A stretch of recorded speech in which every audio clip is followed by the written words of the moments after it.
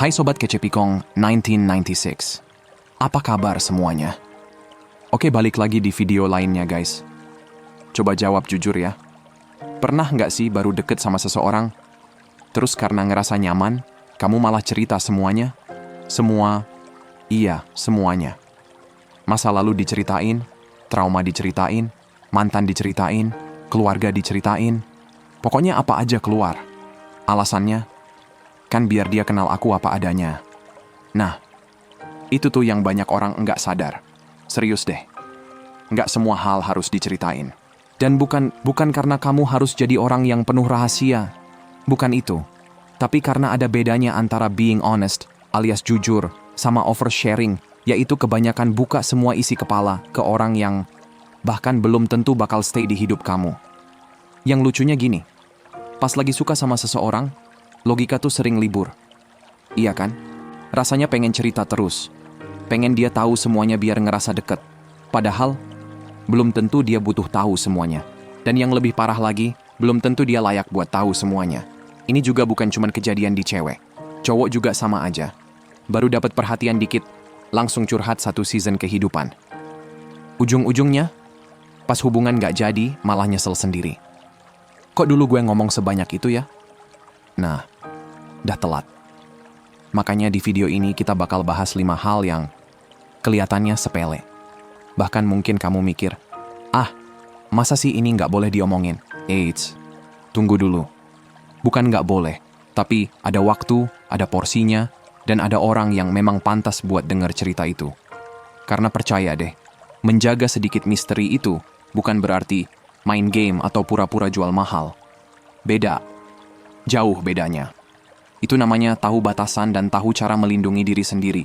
Dan, ya, itu justru salah satu green flag alias tanda kalau kamu cukup dewasa buat membangun hubungan yang sehat.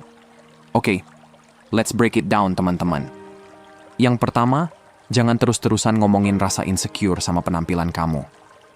Ini tuh, sering banget kejadian. Dan lucunya, bukan cuma cewek ya. Cowok juga sekarang banyak yang begini. Baru ketemu 5 menit ngobrol. Tiba-tiba udah mulai. Aku jelek ya? Aku gendutan ya? Hidung aku aneh nggak sih? Muka aku banyak jerawat ya? Kalau cowok, gue kurang tinggi ya? Badan gue kecil ya? Gue nggak sekeren cowok lain ya? Nah, bentar. Sekali 2 kali nanya kayak gitu, ya manusiawi. Semua orang pasti pernah lagi nggak pede. Semua orang pernah ngaca terus ngomong, "Duh, kenapa sih begini?" Tapi kalau setiap ketemu, setiap ngobrol, setiap video call, topiknya itu lagi. Aku masih cantik kan?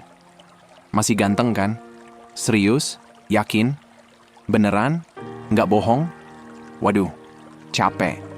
Serius. Capek banget. Karena lama-lama pasangan kamu bukan lagi jadi pasangan. Dia berubah profesi. Jadi tukang nenangin, jadi penyemangat, jadi confidence booster, alias mesin yang tugasnya bikin kamu pede setiap hari. Lah, emangnya dia nggak capek? Coba deh pikir ya. Kalau setiap hari ada orang datang minta diyakinin terus. Ya siapa juga yang nggak habis energinya? Padahal masalah utamanya bukan ada di pasangan kamu. Masalah utamanya ada di rasa self-confidence, alias rasa percaya diri yang memang harus dibangun dari dalam diri. Pasangan itu tugasnya mendukung, bukan memperbaiki semua rasa nggak aman yang ada di kepala kamu. Beda ya? Beda, jauh bedanya. Nah, terus ada satu hal yang menurut gue malah lebih bahaya lagi. Kadang tuh, ya, insecurity yang kamu ributin itu sebenarnya orang lain bahkan nggak sadar. Serius, misalnya kamu terus ngomong, "Duh, hidung aku pesek ya? Pipi aku gede ya? Rambut aku jelek ya?" Padahal sebelumnya dia biasa aja, nggak kepikiran, nggak notice. Gara-gara kamu ngomong berkali-kali, akhirnya dia malah jadi merhatiin. Oh iya ya, hidung kamu pesek banget anjay. Nah kan? Tanpa sadar kamu lagi planting a seed, alias nanam pikiran di kepala dia. Yang tadinya bukan masalah, malah jadi masalah karena kamu sendiri yang terus ngangkat topik itu. Makanya gini deh, kalau lagi insecure, cerita boleh. Minta dikuatin? Ya boleh juga, namanya hubungan memang saling support. Tapi jangan sampai setiap obrolan isinya minta validasi terus. Karena orang yang kelihatan paling menarik itu bukan orang yang ngerasa dirinya sempurna. Justru orang yang bisa nerima kekurangan dirinya tanpa harus minta diyakinin terus sama orang lain. Percaya deh, energi kayak gitu beda. Dan orang juga bisa ngerasain bedanya. Nah, poin yang kedua, ini nih yang menurut gue paling sering bikin orang blunder tanpa sadar. Jangan kebanyakan cerita soal hubungan atau pengalaman intim di masa lalu. Serius deh. Entah kenapa ya, banyak orang masih percaya kalau hubungan yang sehat itu berarti harus cerita semuanya. Semua nggak boleh ada yang disimpan. Masa lalu dibuka, mantan dibahas, pengalaman pribadi diceritain satu persatu, bahkan ada yang sampai ngitungin pernah sama siapa aja. Lah, emang buat apa sih monyet? Gini deh, being honest alias jujur, itu bagus. Bagus banget malah. Tapi jujur itu bukan berarti semua file lama harus dibuka satu persatu. Beda banget. Ada cerita yang memang perlu diketahui pasangan supaya dia lebih paham sama kamu. Tapi ada juga cerita yang, ya udah, cukup jadi bagian dari masa lalu. Nggak semua hal harus dibawa ke hubungan yang sekarang. Misalnya kamu cerita, aku dulu pernah diselingkuhin, makanya sekarang agak susah buat percaya. Nah, itu masih masuk akal. Itu membantu pasangan ngerti kenapa kamu bersikap seperti sekarang. Tapi kalau ceritanya udah berubah jadi, aku dulu pernah ngelakuin ini sama mantan, terus pernah gini, terus pernah begitu. Wait, biar apa sih ngomong kayak gitu? Dan yang bikin gue heran, ada juga orang yang sengaja cerita detail begitu, cuma buat bikin pasangannya cemburu. Katanya sih biar pasangan tahu kalau dulu banyak yang ngejar dia, biar pasangan sekarang lebih menghargai dia, atau biar takut kehilangan. Serius? Kok bisa kepikiran strategi kayak gitu? Padahal yang kamu bangun itu bukan rasa sayang. Bukan. Yang kamu bangun justru rasa was-was. Nah, ini yang banyak orang salah paham. Mereka ngira kalau pasangan cemburu berarti cintanya dalam. Belum tentu. Belum tentu sama sekali.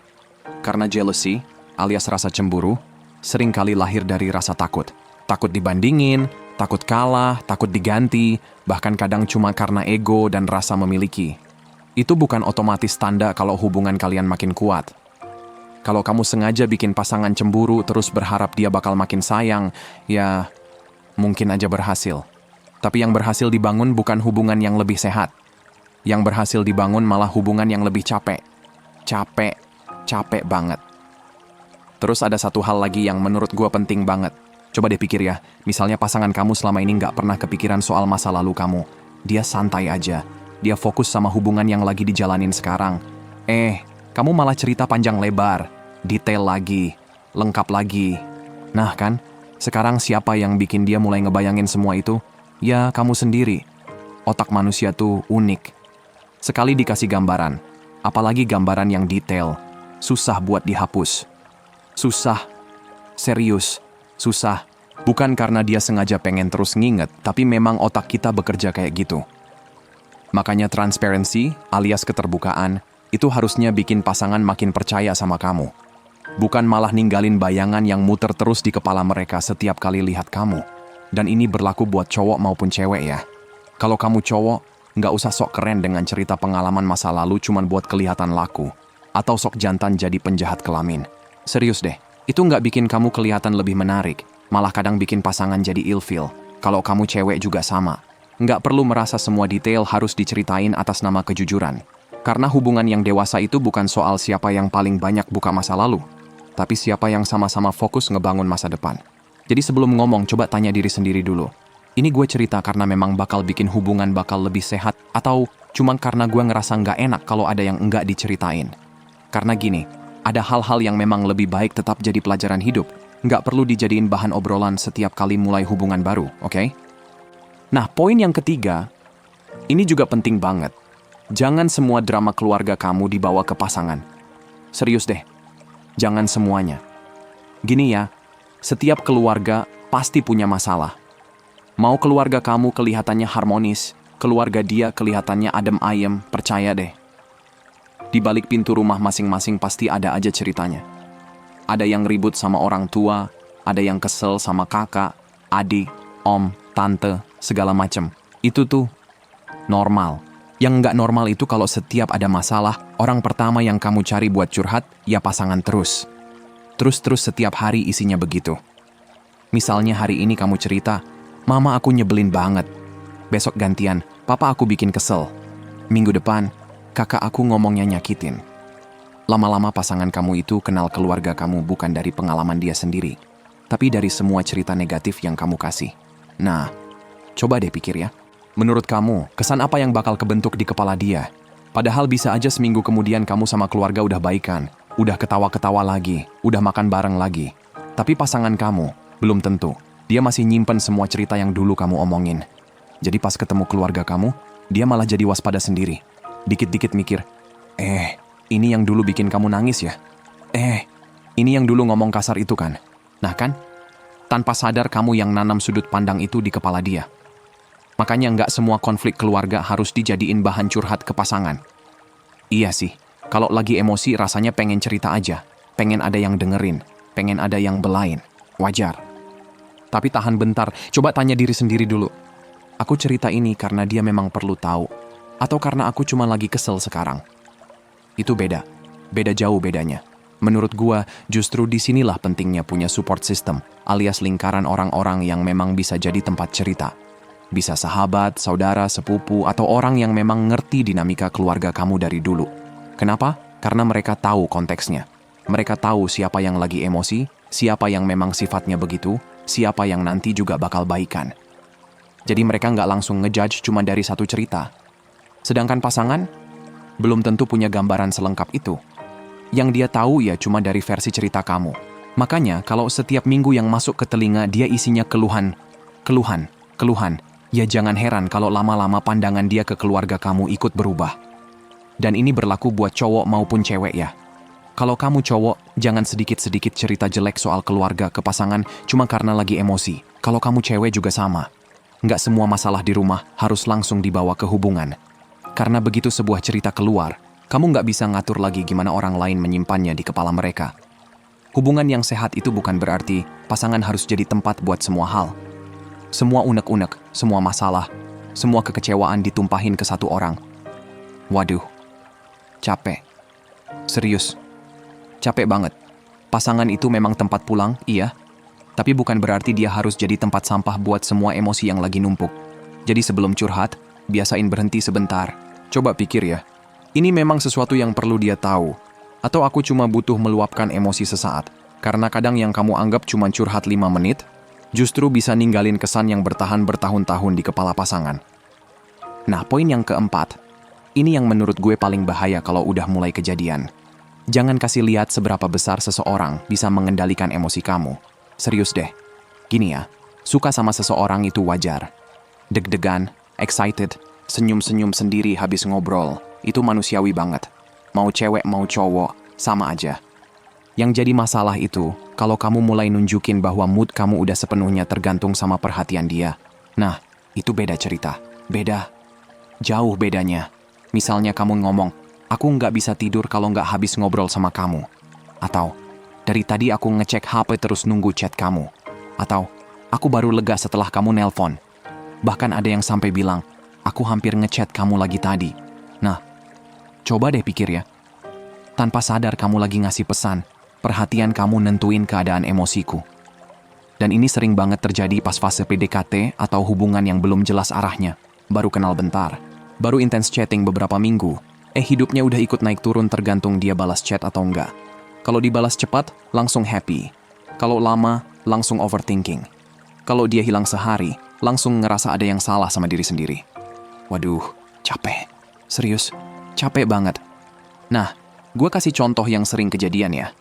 Ada seseorang lagi deket sama orang lain, tapi orang ini ngasih mixed signals, alias sikap yang bikin bingung. Kadang perhatian, kadang menghilang, kadang intens, kadang dingin. Terus karena udah lelah nunggu kejelasan, dia kirim pesan panjang. Isinya kira-kira begini. Aku suka banget sama kamu, makanya ini susah buat aku. Aku tahu kamu sibuk, aku nggak nyalahin kamu. Tapi ketidakjelasan ini bikin aku terus menunggu dan overthinking. Nah, coba perhatiin. Di situ dia bukan cuma bilang suka. Dia juga bilang kalau hidup emosionalnya sekarang lagi muter di sekitar orang itu. Dia bilang dia menunggu. Dia bilang dia overthinking, dia bilang ini sulit buat dia. Bahkan sebelum orang itu membalas, semua kekuatan emosional udah diserahkan duluan. Dan banyak orang nggak sadar, ini justru bikin posisi mereka makin lemah dalam hubungan. Kenapa? Karena orang yang menerima pesan itu jadi tahu, oh ternyata aku punya pengaruh sebesar ini terhadap emosinya. Kalau dia orang yang dewasa dan memang serius, mungkin dia akan menghargai keterbukaan itu. Tapi kalau dia belum serius, belum emotionally available, alias belum benar-benar siap membangun hubungan, ya bisa aja dia malah jadi makin santai, makin merasa kamu akan tetap ada. Nah, disitulah kamu mulai berisiko taken for granted alias dianggap akan bertahan apapun yang terjadi. Dan ini berlaku buat dua-duanya ya. Cewek sering dianggap lebih emosional, tapi cowok juga banyak yang begini. Baru dekat sama satu orang, langsung bilang, seharian gua kepikiran dia. Gua nungguin dia balas terus. Kalau dia nggak chat, mood gua berantakan. Aduh, kalau kamu cowok, saran gua pakai BH aja bro. Nah, gini ya. Jangan sampai hidup kamu kelihatan berhenti cuma karena seseorang belum ngebalas pesan. Yang paling sehat itu gimana? Tetap boleh nunjukin ketertarikan. Boleh bilang suka, boleh bilang nyaman. Tapi tetap tunjukkan bahwa kamu punya hidup, punya rutinitas, punya kesibukan, dan punya kestabilan emosi yang nggak sepenuhnya bergantung pada perhatian satu orang. Karena orang yang paling mudah dihargai, biasanya bukan yang paling mengejar, tapi yang tetap punya pusat hidupnya sendiri. Jadi lain kali sebelum kirim pesan yang isinya, aku nungguin kamu terus, atau aku overthinking karena kamu, coba tahan bentar.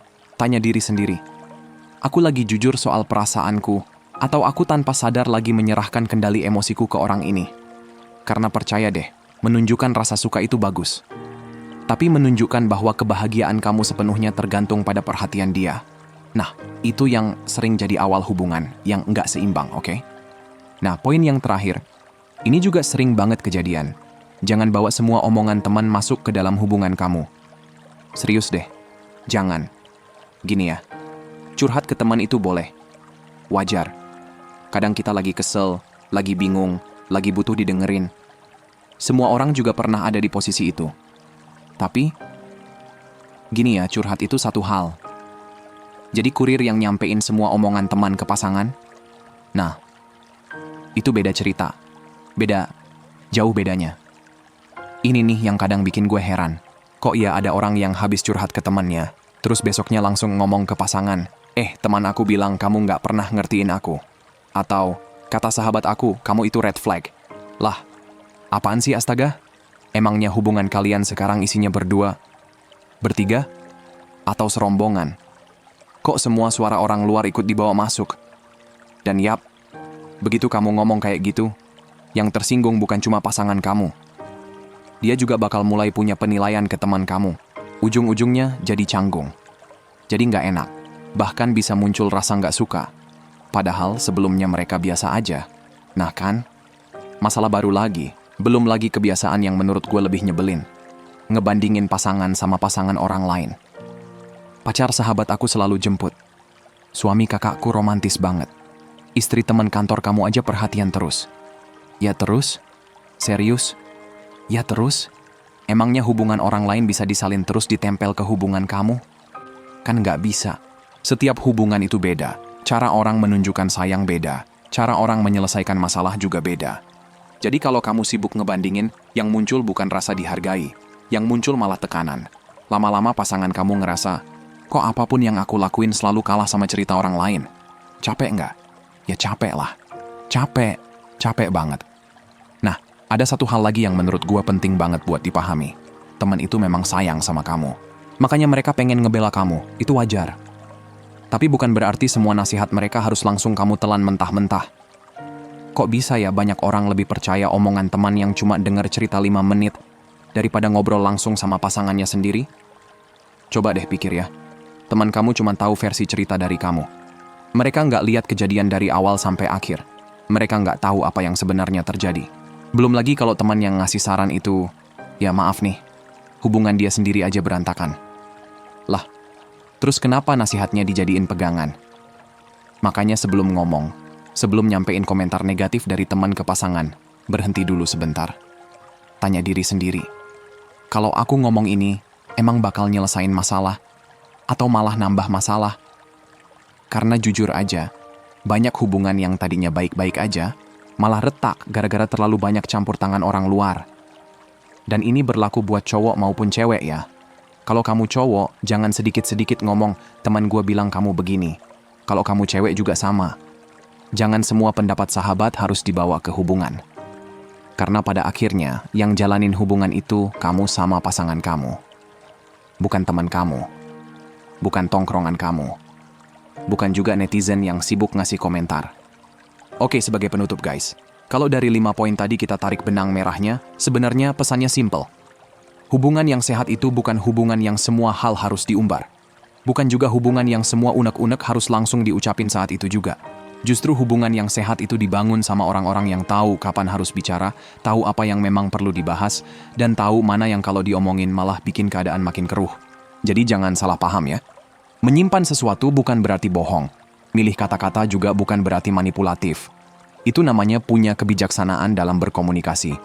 Transparansi alias keterbukaan memang penting. Tapi keterbukaan tanpa tujuan, ya ujung-ujungnya cuman bikin luka yang sebenarnya nggak perlu ada. Jadi mulai sekarang, biasain nanya satu hal ke diri sendiri sebelum ngomong. Apa yang mau aku sampaikan ini benar-benar bakal bikin hubungan kami lebih baik? Atau aku cuman lagi pengen meluapkan emosi sesaat? Percaya deh, kadang satu kalimat yang nggak jadi kamu ucapin, justru bisa menyelamatkan hubungan kamu. Kalau menurut kamu ada poin yang paling relate, atau mungkin kamu pernah ngalamin salah satunya, tulis aja di kolom komentar ya. Dan ingat ya, kalau kamu pengen hubungan kamu berubah, jangan cuma nunggu pasangan yang berubah. Mulai dulu dari cara kamu berpikir, bersikap, dan berkomunikasi. So guys, segitu aja buat hari ini. Sehat selalu ya, semoga harinya menyenangkan. Dan seperti biasa teman-teman sekalian, hargai diri kamu di atas perasaan kamu. Abaikan apa yang kamu rasain, dan ingat apa yang kamu layak dapetin. Kalau mau hubunganmu jauh lebih baik dan sehat, hargai dan perlakukan dengan baik diri sendiri dulu. Makasih udah nonton ya, dan sampai jumpa di video berikutnya teman-teman.